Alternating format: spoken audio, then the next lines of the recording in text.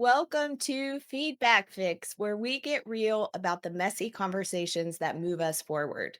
We are a live podcast, which means no scripts, no do overs, just unfiltered, honest conversations happening as they unfold. I'm Colette Revere, and today I'm sitting down with Stefanie Curtiss, Managing Director of Health Services at MusiCares, where she helps music professionals access life saving care and stay well on stage and off, as Stephanie is one of my very best friends and supporter of Open 360. So, Stephanie, welcome to the podcast. Thank you. I Diehard fan, know and now I get to be here.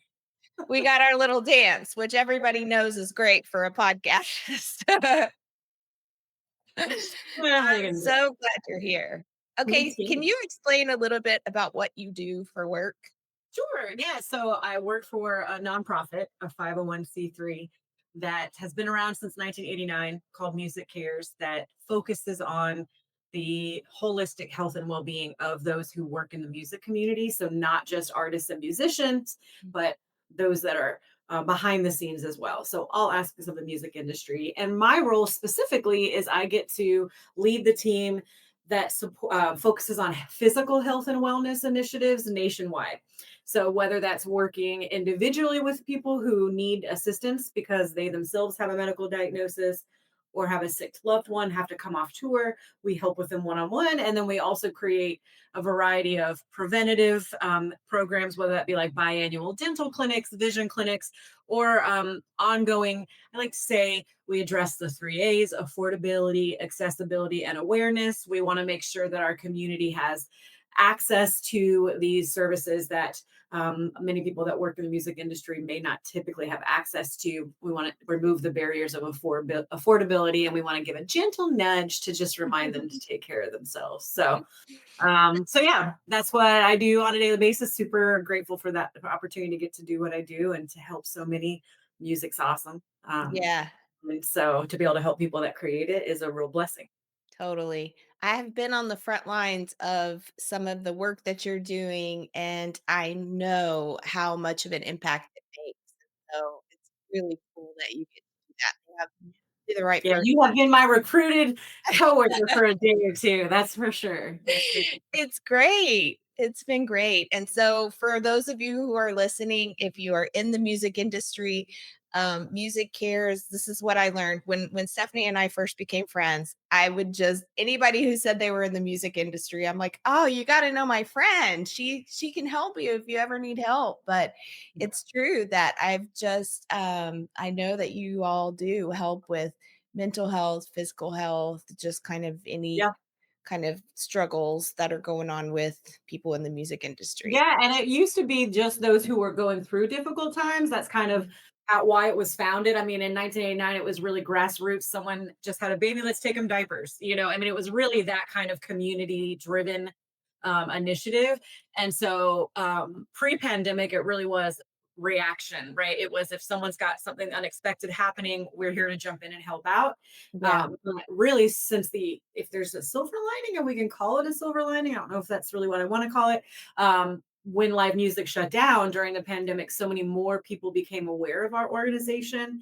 And so since then, we've been able to, with that awareness, raise more funding and then be able to really create a broad scope of services that are proactive. So I kind of say we're here to help when things go bad, but also reach out to us just to stay in the loop, get on our email list, because there's a lot of things from emotional support groups to financial coaching that we're doing just to try to set us up so that when those hiccups do come along, because let's be honest, we all have rough patches in life.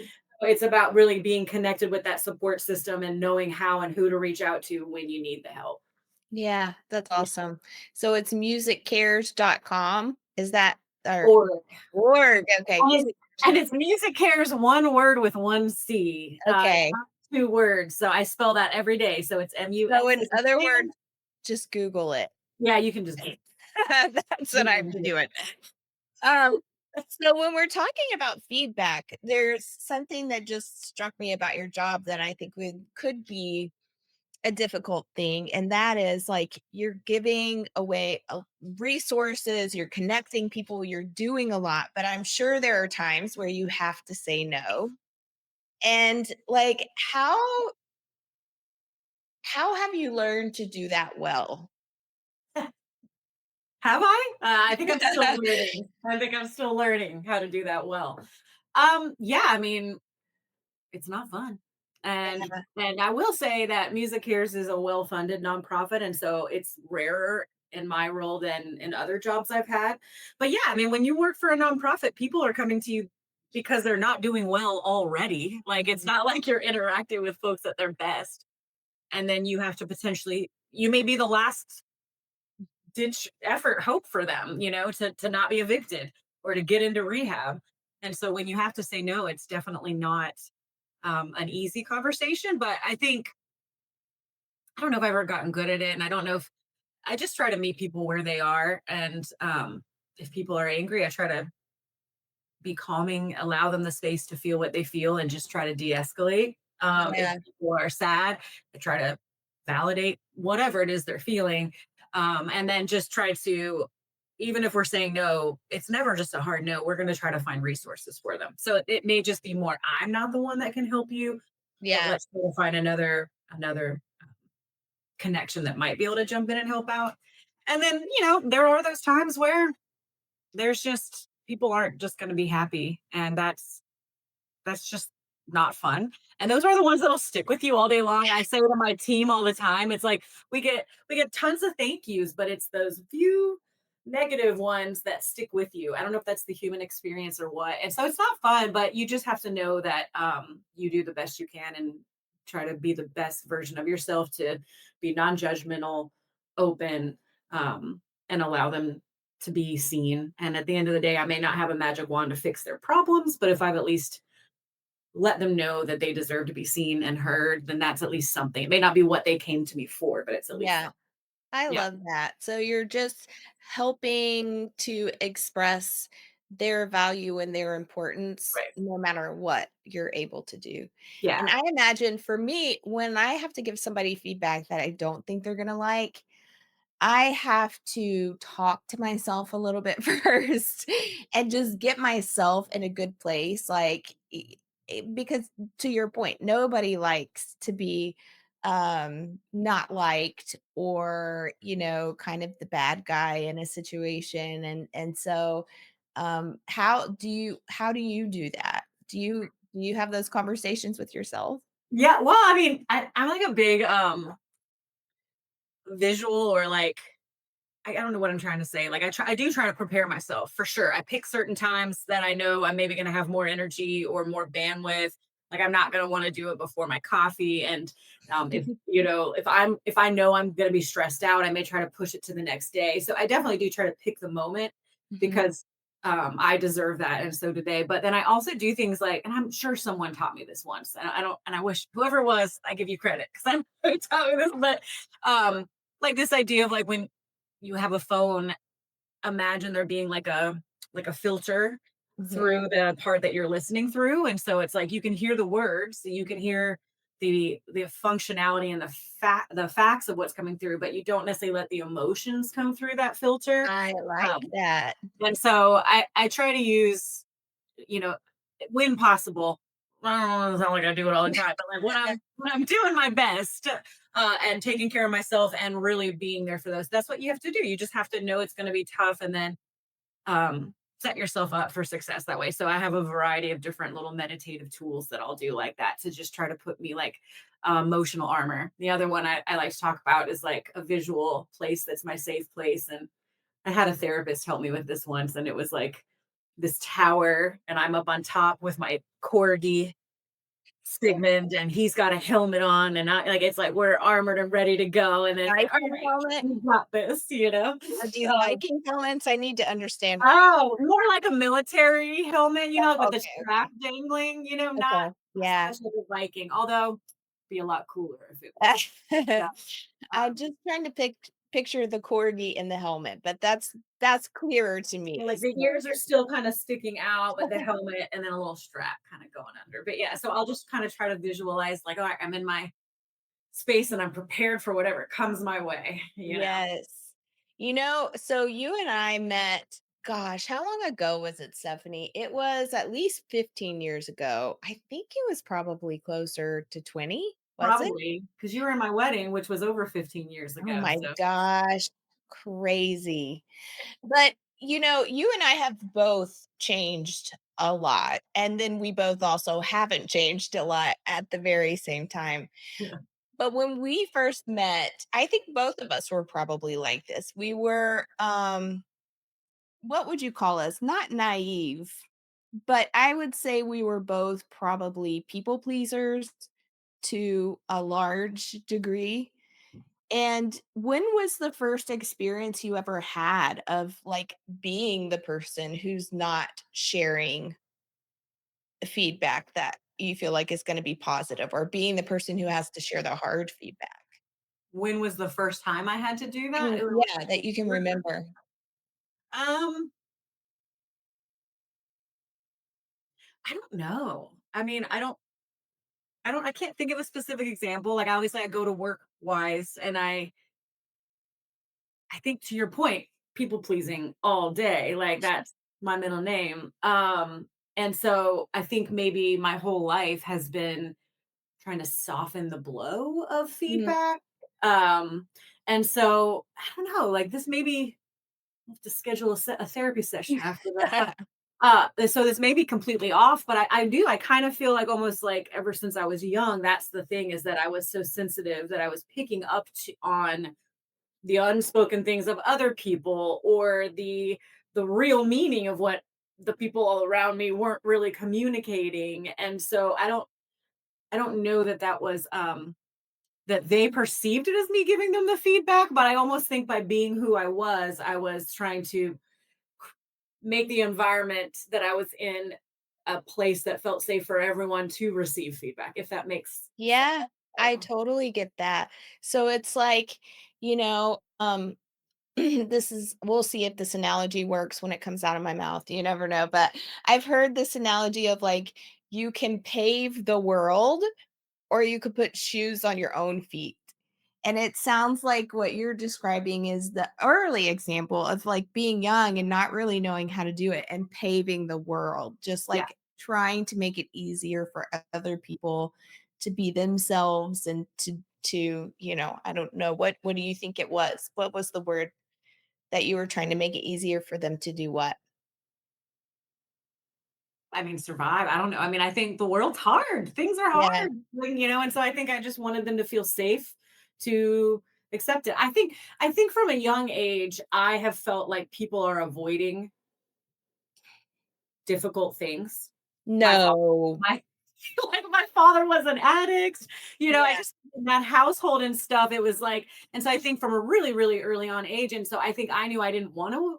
I didn't want to do that to avoid Yeah. it. Not that I don't. I'm not trying to sound like a saint over here, but I Mhm. think I knew that the reality was you can't go around it. You have to go through it. Right. Um, and so I guess I don't know. I mean, you always ask me questions like in real time, and I'm like, I don't know. Let's see what answer pops out. But I think I think that's what it really was more just like trying to help people be able to navigate the hard stuff. And Yeah.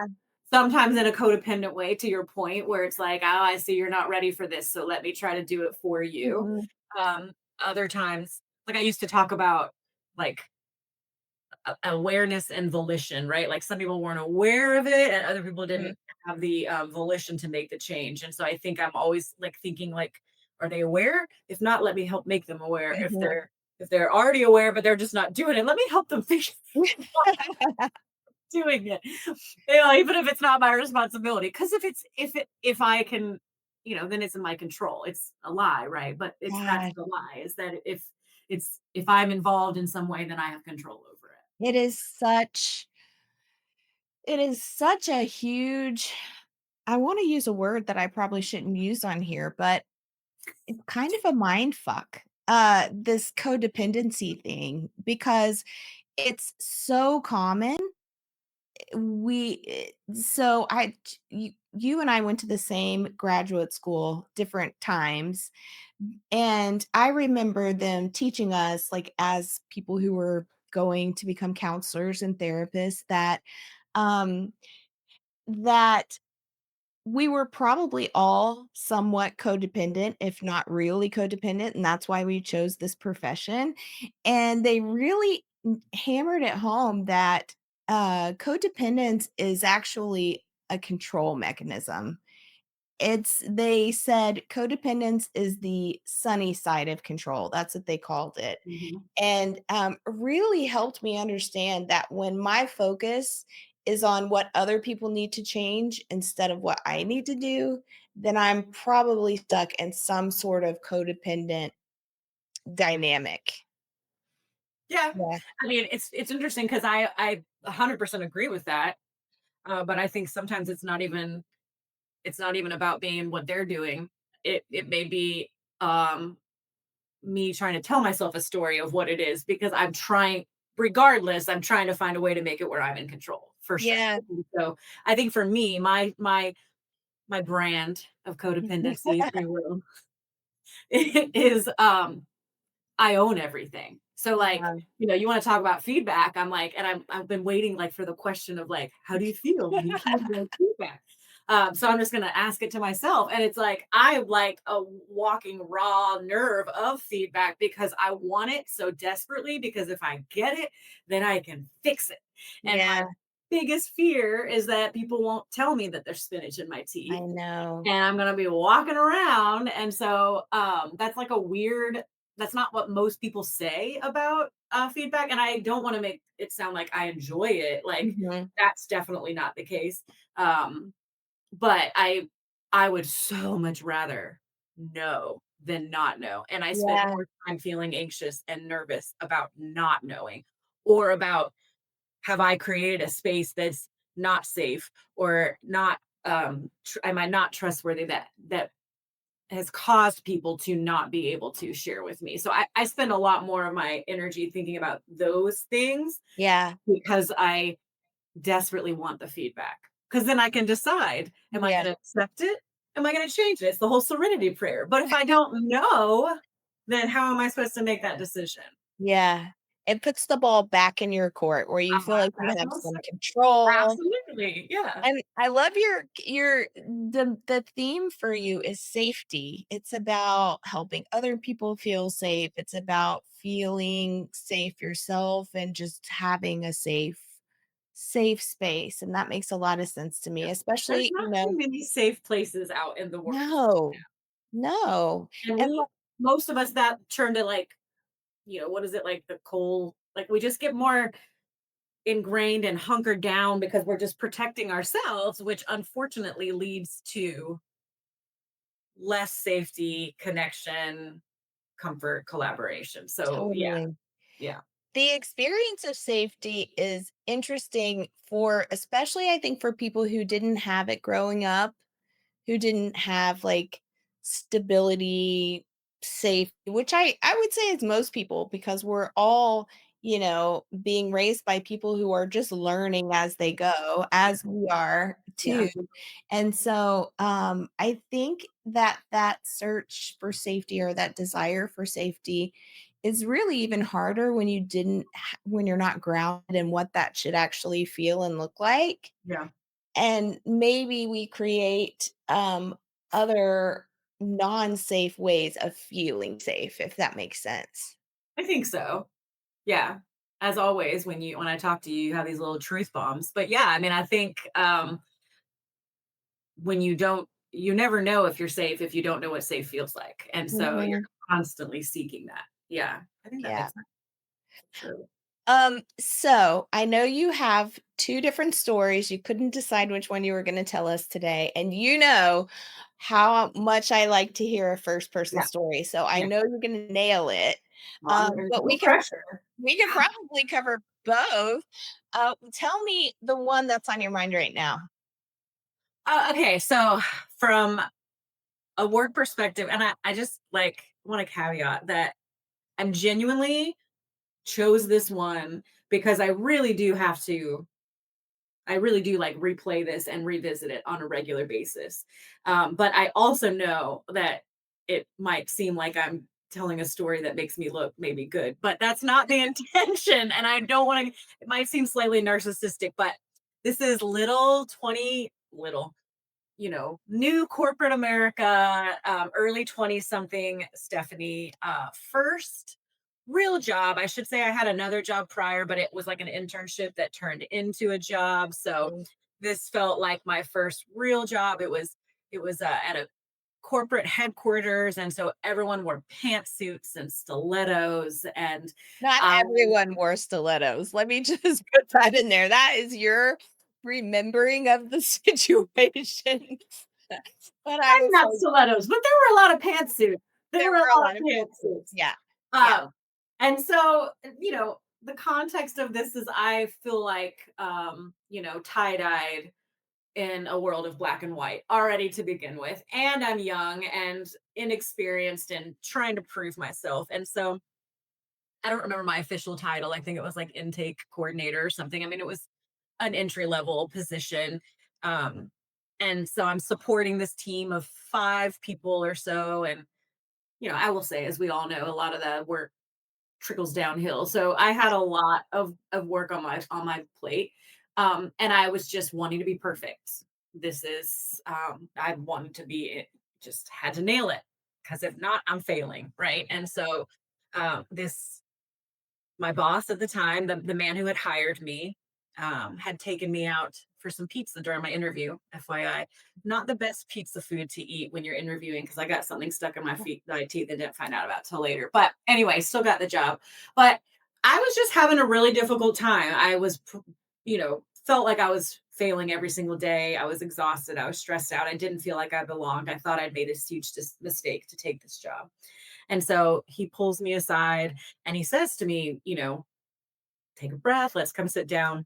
I think maybe I was teary. We're talking 20 something years ago. So, Yeah. but he says to me, Stephanie, you have to understand that you're doing a phenomenal job. And what he specifically says is, you are so driven and so want to do such a good job that you on a bad day Mhm. is really better than most people on their best day. And like I said, I know that sounds like weird feedback to be talking about in a context Mhm. like this, but I think as someone who still to this day struggles if I have a down moment, I think I'm doing something wrong. Like, wait a minute, why do I have a minute to go get some coffee? I think that's information I needed to hear. And I think the way that he approached me also, because I wasn't asking for help and I thought I was holding it together. Like I thought I was doing my best to spin all these plates, but he saw it without me asking, knew that obviously I was worried about being perfect. And so it was a sensitive subject and sat me down. Um, and he looked a little bit like Jim Gaffigan, just a really lovely, kind-hearted man, like just kind of so anyway, I did my best to describe it in as much detail as possible. But That's good. that's my first little entry into the world, and it's something that I still think about in my work days and personal life all the time now. So in your own words, what would you say was the most powerful thing about it? What made it so powerful for you?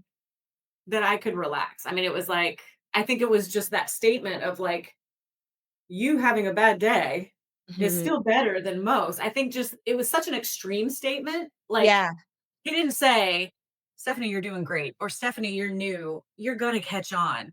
He like could see that I thought, like, he saw how hard I was on myself and was Mhm. able to say, like, and he obviously saw that I had an abnormal amount of commitment, or I guess in his mind, and I think I can say this objectively and not narcissistically these days. I am very highly motivated, purpose driven, almost to a fault, where I can feel like that's my life. It's not, it's my job. And so I think the fact that he was able to put into words like, even if you had a bad day, you Mhm. would still be succeeding, let alone Yeah, if you just didn't try as hard as you were trying. It just gave me permission to exhale. And I it's totally get that. taken me 20 years to start to actually implement that advice, but thought about that forever. Yeah. Yeah.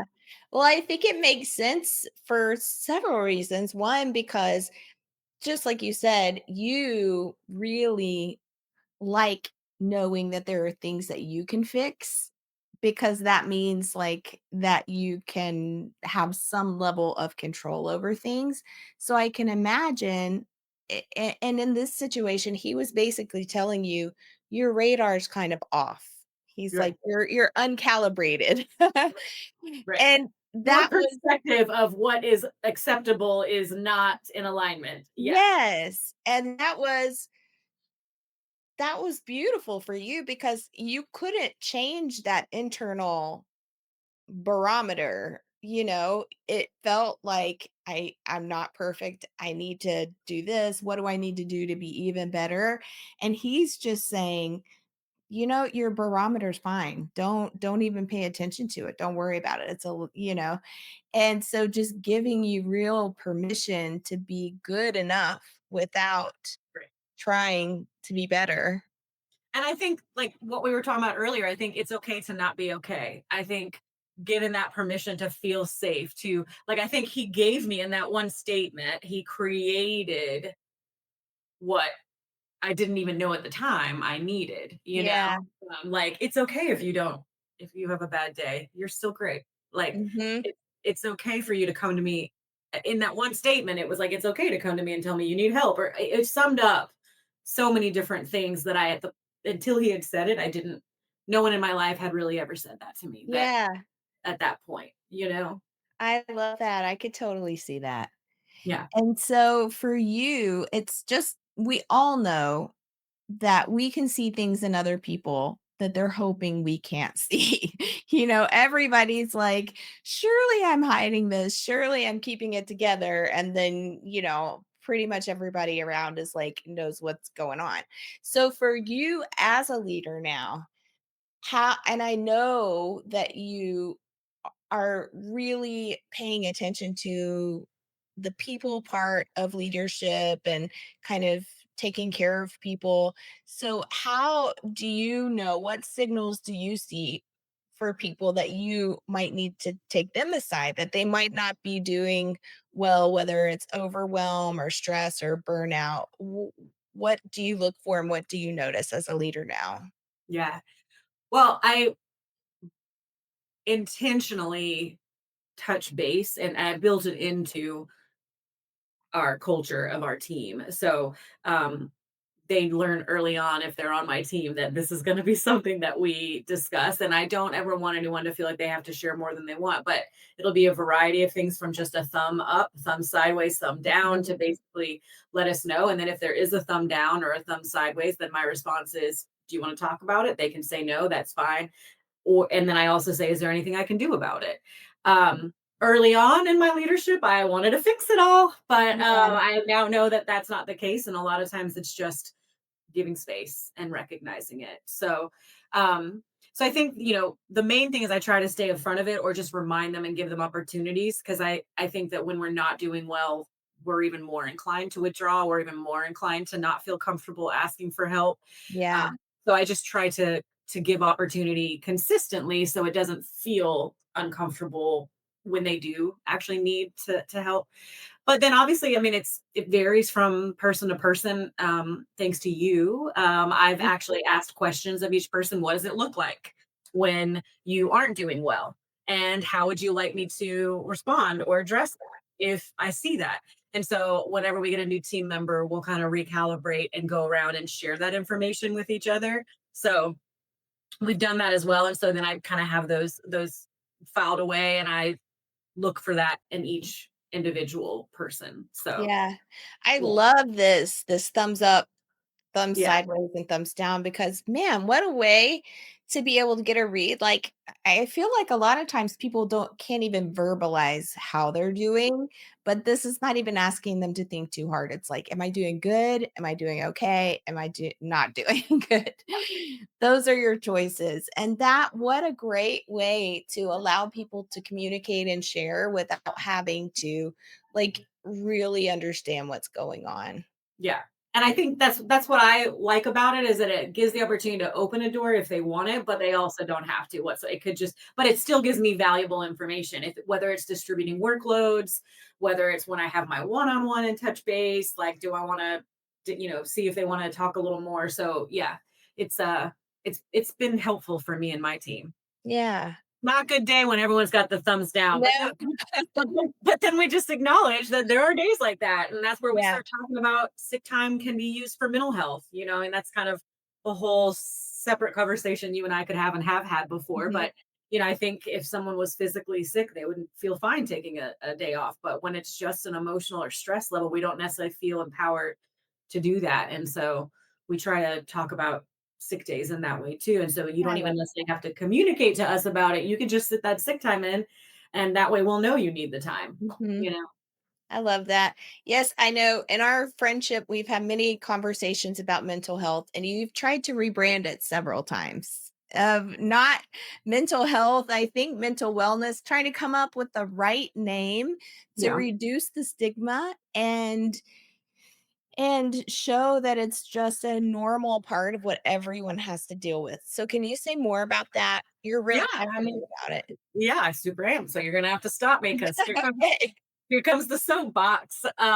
But yeah, I mean, I think from my own personal experience, from my education as a clinician, and from my work with working with individuals, we are still as a society so hesitant to feel like it's okay to just say, I'm in a bad mood today, or I'm stressed out about what's going on in the world, or whatever. We think that even though our child's homesick, we have an aging parent that we're responsible for that's struggling with memory loss, our job, our maybe we are having layoffs at our job, all these things, let alone the things going on a macro level, in the world, everything. We don't talk about any of that, and we think we're just supposed to show up and be fine. So yeah, what I like to try to make sure people think about is just like our physical health, it's a spectrum. And it's a spectrum that happens every single day. It's not a spectrum that like happens only if you have anxiety, then there's a spectrum of anxiety. Like, no, we all have mental health, and sometimes it's we're thriving, sometimes we're not thriving. And I say personally, my mental health before my coffee versus after my coffee versus right after my lunch break versus before my lunch break when I've had back-to-back meetings. Mhm. Candidly, today I had a lot of back-to-back meetings, and I know my team can feel it. When I don't even have a break in between meetings, Yeah. my mental health is not the best because I always say it's like a top that's spun up and it hasn't had a chance to land. And so when I have to go, go, go, I'm not my best self. And then when you have to show up that way in a space that you don't feel comfortable saying, hey guys, sorry, I'm not my best self right now. Can we take a 5 minute to take a breath? Like, why can't we do that with each other? Yeah. Um, I think the seasons change. If you're on medications, it change. How you Mhm. slept, it changed. The temperature outside, the temperature in your house, all those things. So, yeah, I just think we need to be honest that it fluctuates moment to moment, day to day, and that it's okay to say those things. I mean, yeah, I know we, in a workplace setting, we have a job to do. And I understand that we can't necessarily have a whole therapy session. And if someone is obviously that raw, then we need to discuss how do we get them the support they need, or take them, get them off of work while they take care of themselves. But I think, why wouldn't we just be more honest with each other about where we're at? It just normalizes it. I don't know. Yeah. Yeah. Ah, I totally agree. Reducing the stigma. And that's one of the reasons I stopped being a therapist, like a working therapist, is because I don't this I am no, I'm not the thought leader in this space, but I don't agree with the DSM of the disease model of mental health. I'm Mhm. with you. I think there are so many things that are not don't work with the disease model, like depression, like anxiety, and some things do, but many, many things don't. And so I think that maybe for some people having being labeled as a disease helps them externalize it from themselves and to feel better about it and to be able to move forward. But I know even personally, like for me, I had shame in my mental health challenges, just like, oh, I have this or I have that, and just feeling stuck with it, and that something was maybe wrong when in fact it was just it's all most And there's you know? 100%. And there's no real stats because we have no way of knowing how many people are hiding it because of that. And Right, you know this, I am a huge advocate of it, but still felt, I don't know if shame necessarily, probably, but it was more like I should be able to do this without medication. right, So I know, even me, who is saying we should destigmatize it, is still buying into the culture of what it is. And it's so much aligned with medical insurance and do you need a diagnosis for those types of, I mean, there's I so many know, layers to it, but I just think that even people who aren't diagnosed, by definition, the way we have it set it up right now, if you experience that at all, malaise, depression, anxiety, whatever, you beat yourself up for it because it's a diagnosis, yeah, it doesn't have to be. It's like, no, these are all normal emotions that we all are born with, and right. it's What healthy do to. you think is the right place for it then, like, mentally? If it's not a diagnosis, where do you think it belongs? I Like, mean, I think it's just like physical health. We have our annual physicals every year, and there's like I guess maybe what do we need to do? Come up with, and they do have assessments for depression, anxiety, but it needs to be like when I go get my physical done, or when the kids are growing up and you get like where you are in the range. I don't know. It just mhm, needs to be normalized and be more like this is just where you are. It's not right, bad. It's not good. This is what your blood work lab results are. This is uh-huh, where you are right now, factually. And that is going to change. I mean, I think that's what we don't acknowledge. That's all I'm saying is that it's like we get annual physicals and, you know, like my blood pressure changes every single time I go to the doctor, yeah, completely different. Why can't it be like that with mental health? And it doesn't mean there's something wrong with me. right. It means that's the way it is, you I get know? permanence of it. You're right, because like if we have high cholesterol, which high cholesterol is one of those things that is hard to really turn around, but if we have a high cholesterol number, it's not like you're from the jump going around and saying, "Oh my gosh, I have high cholesterol now and You this is just like who I am." right. Yeah, You and take the so medication, treat the symptom, and then it's fine. And yeah, no one even talks about it. right. Yeah. It should Yeah. be like that.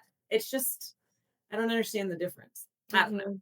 I totally get Someone let me know. Let me know what I'm missing. that. What am I missing?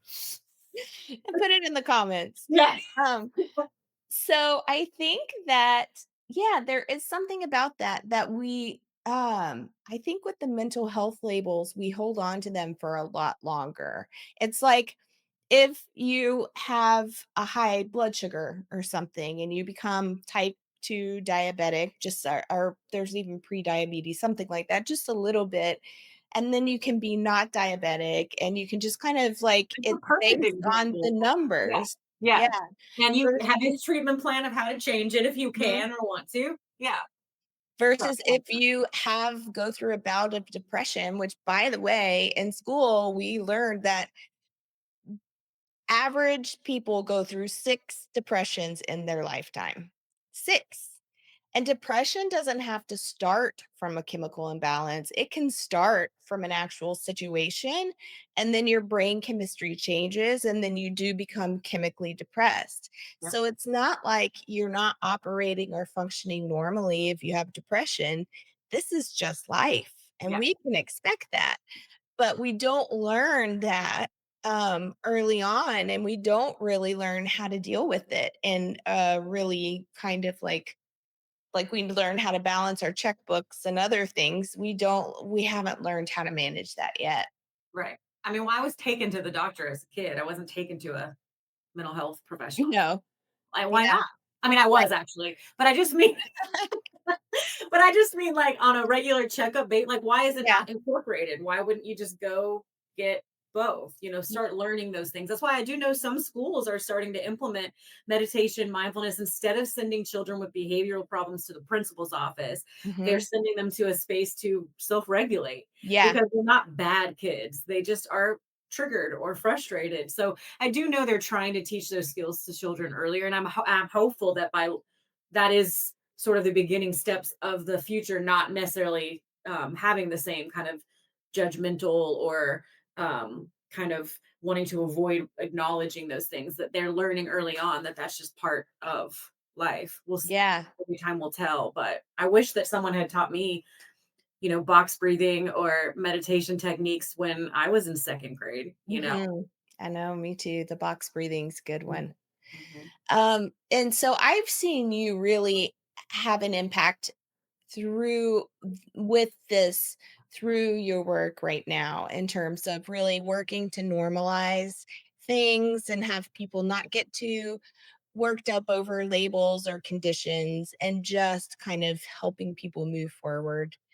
Um, so I'm curious what your next feedback story is. Oh, okay. So this one is also apparently I haven't had impactful feedback since my early 20s. No, Okay. I'm just kidding. You just Um, got used to it. It makes sense it would be more yeah. powerful early on.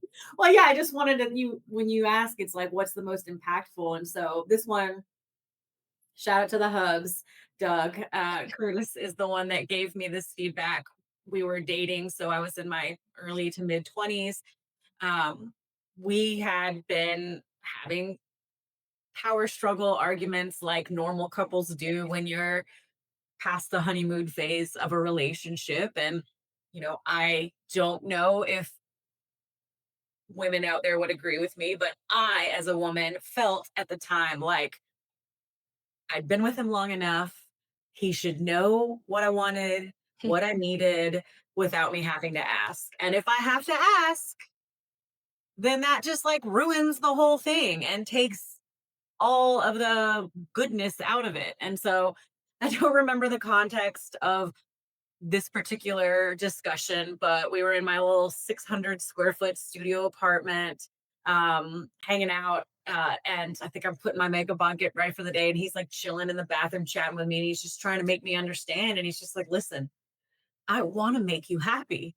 I want to do what you want me to do for you, but I can't read your mind. And if you don't tell me what I want, like it doesn't ruin it. If you just tell me what I want and then I implement, why does that ruin everything? Why Yeah, is that not just as good?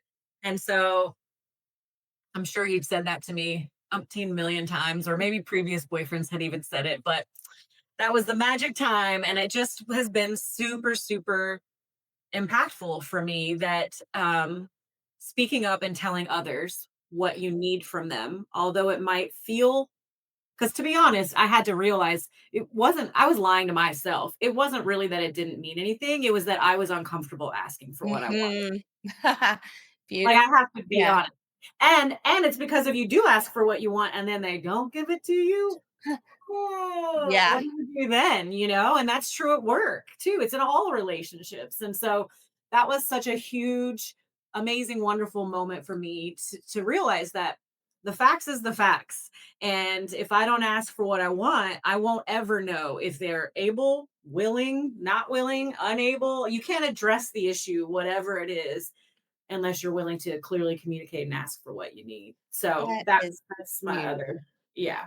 So what was it in that moment since, it's something he had said before, what do you think it was in that moment that changed your perspective?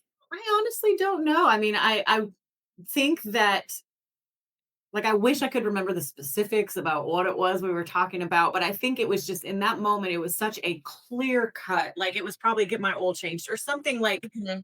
really tangible Yeah. that I was kind of like, you're right. If you still get my oil changed for me, why do I care Mhm. if I have to ask you for it? Like I Yeah. don't know, I can't remember the specifics, but I think in that particular moment, it was so factual that it forced me to realize that this thing that I was really invested in and really believed was like inappropriate for him to not be able to read my mind. It just forced me to realize like, no, something else is going on there, Stephanie. Mhm. Like this the fact that what is the whole thing? I think you might protest too much. I Yeah. think definitely what I was doing. So, This is something that I've seen in so many couples. Like, I almost don't even know a couple who doesn't have one person who's wanting to have their mind read, or thinking that that should be possible.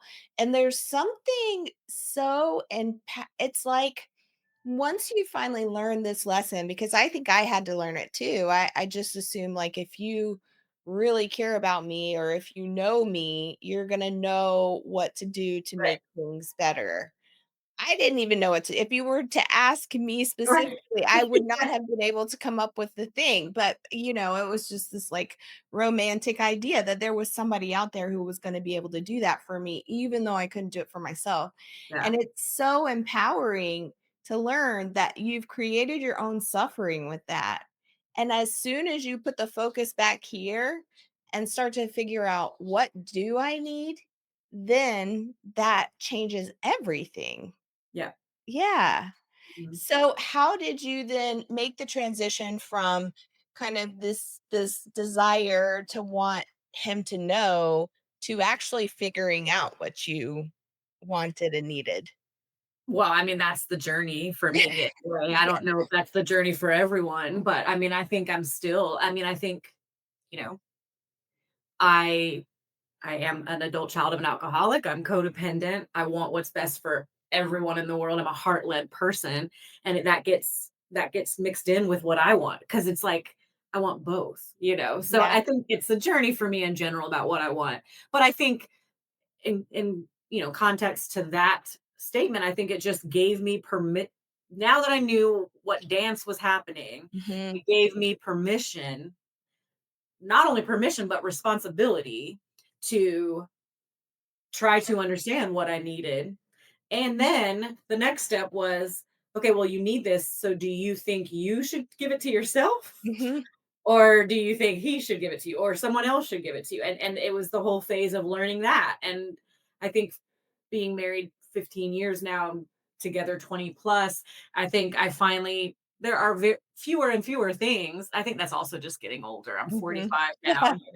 But there are fewer and fewer things that I think is really I even need from him. Like this is so I think for me anyway, that's been the journey is just realizing that you're worth it, but they're not gonna be able to necessarily read your mind. But if you ask for it, you'll have it. And also, what do you want to give yourself? Because I talk all the time like, to you, to my husband, to people. I love giving to other people. Yeah. It feels good. I think Dax Shepard and his wife actually talked about this once too. But it's like I cook. We have very traditional values in our marriage, and I love that because I love loving on him. And I love the way it feels when someone does that for me too. And I want Yeah. him to have the feeling of what it feels like when he takes care of me too. And I'm it's teaching me that I'm depriving other people of those good feelings of taking care of me. So now he cooks one day a week. Still working on getting him to do the dishes, but he does cook one day a week. And I think it's good to just start realizing there are different ways to take care of each other and to take care of yourselves. Yeah. I Yeah. love this stuff and to ask for it, to really be able to Right. understand. I love that question of, so then do I do this? Okay, this is what I need. So now do I do this or do I ask this of somebody else? And then once you make that distinction, and so what happens for you then when you do ask and it doesn't happen? Because Yeah. that is a challenge, right? Yeah. Yeah. And honestly, it is. And I think in some ways it's a little easier in my marriage, if I'm honest, because it's like, well, we're committed. Like, so there's really no benefit in festering. I mean, I could, but I just need to think about what is the root of why I'm really upset. And a lot of times there's things like, I need to trust you. Like, that's the real issue. You said you do Yeah. it, and you didn't do it, or whatever. So it's really getting to the root. But I think um, it is really hard in a work setting or a setting where for me personally where I don't necessarily feel as committed as safe Yeah. because there's more choices for me. Like it's like Yeah. I understand we could get divorced and all that, but I'm just saying like at work it's like if you ask someone to do it, there's no good situation when it doesn't work out, Right. especially as a leader, because Mhm. now it's like I have to look at myself and say, did I not clearly communicate that? Did I not develop that person properly? Did I not give them the resources that they needed? So there's all of those things. There is the idea or the possibility that this person is not a good fit, and that's not fun because good No. fit or not, you care about them. And so now that's the journey you have to go down. And then it's can be scary as a leader to say, this isn't working. Let's talk about it because for a lack of a better way of saying it, there's that fear of opening the proverbial Pandora's box because it could be a million different things that are going on with someone that's causing that. And I, as a leader, I don't have the ability to change that. And I still have to hold them accountable and still have to Yeah. coach them through this difficult process. So, yeah, I mean, it's a difficult situation when you finally put out there what you need, what you want, when it doesn't happen. But I think kind of just circling back to the beginning of the conversation for me, it's just trying to meet them where they are and try to remove the emotionality and, realize what we're talking about. Like, life is not over. This is not the end of the world. Even if Mm. it, like we have a deadline coming up, like, I'm very passionate about what I get to do. I'm super grateful for the role I get to play, but we're not doing brain surgery. If Yeah. we if we make a little mistake, it's not the end of someone's life, and Right. so just trying to put things in perspective, and address them in the most um, safe, approachable way with individuals. But it's Yeah. not, that's the worst when you feel like you're not in control and they aren't able or willing to give it to you. It doesn't feel good. I mean, there's no way around it. You just have to, I just think you have to just allow yourself to feel it, but then just let Mm. it go, because Yeah. living there doesn't do any good. Building up resentments doesn't do any good. Telling ourselves stories, assuming things Mhm. doesn't do us any good. Yeah. I like what you're saying about talking to people about it. Just kind of, you can't let it fester. You can have some time to take care of yourself and some space to see kind of what happens. But at some point, it's got to be addressed. And so at work or at home, like, is there a particular question? I I use questions or I try to come up with questions that I have like in my pocket because You're a I don't question master, girlfriend. I love it. I mean, but I have to pre-prepare because in the moment I cannot come up with anything that's other than just what comes out of my mouth. But do you have any questions or phrases that you use to kind of bring people into the conversation? I think, not like you. I wish I occasionally do with your guidance. I wish I did that more often if I'm being honest. And now that you've said it again, I'm like, "Oh yeah, I'm gonna do that." But I do always try to ensure that individuals know what I want to talk to them about, and I make Yeah. sure that it's an appropriate time for both of us. So Okay. I never want anyone to be caught off guard. It's the worst. We're like, "Hey, can I It talk is. to you?" But you have Oh, no idea what they want to talk to you about. And then I also don't think I should force when we talk to them because, I know I need time to self-regulate or feel prepared, and I yeah. want them to do the same. We want good things for everyone involved. And so Yeah. it's sort of like I think the phrase, and I learned this from a couples counselor, but it's essentially this phrase of, um, I'd love to talk to you about X. Mhm. Is now a good time? If the answer is no, then you ask them to select what time is good because that way they feel in control. It could be 2 weeks, it could be 30 minutes, and then I have to be patient with that. Yeah. Obviously, from a work perspective, if it's outside of the scope, I may have to counter, but as a general rule, if it's doable, I need to respect what they say, knowing that that means that's going to give them what they need to show up with their best self, prepared to really collaborate and problem solve with me. I think that's so smart stuff. That's such a good practice. So you say, I'd like to talk to you about this. So they know what it's about. So if it's something that they haven't done that's expected of them, they already are like thinking about it and know. And then is now a good time? Is that what you say? Is Yeah, now a good it's now a time? good time. Yeah. And And if then they they can say say yes no, or no. And if okay. they say no, I ask them to tell me when When would be a good it's a time. good time. That's awesome because you're not shying away from it. You're really just kind of putting the brick on the table there, Yeah. but you're also giving them choices and helping them manage their own emotional response around it all. Yeah. And it's really hard for me. I mean, I hate I know it's what's right.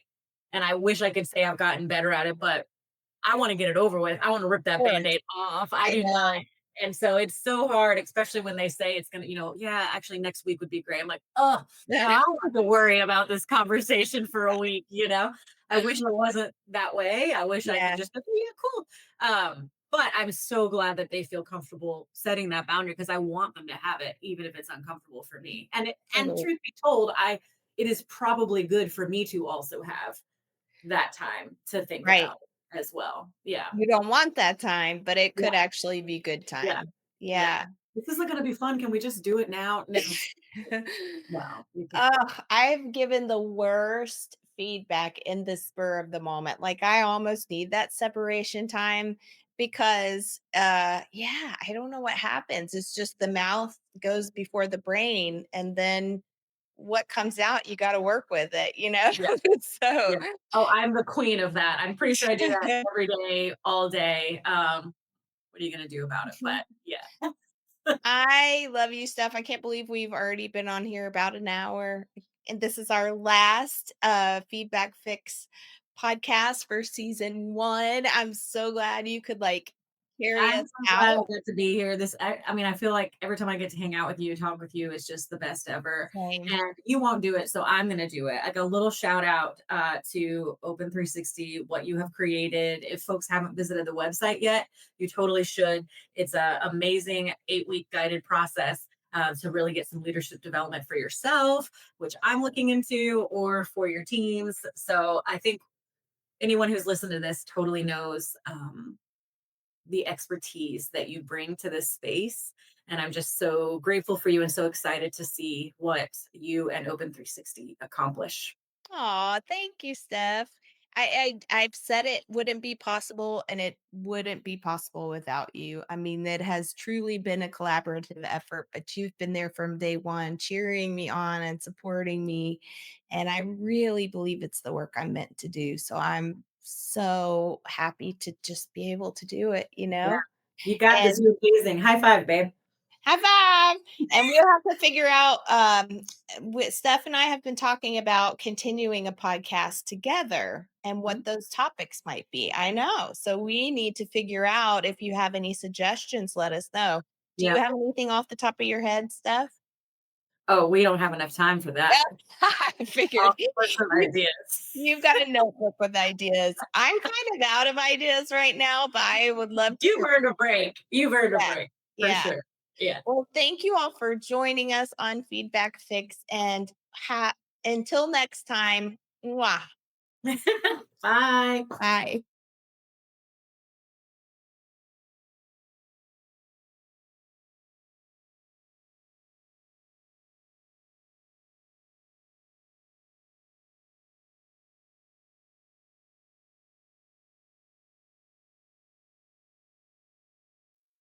Hey.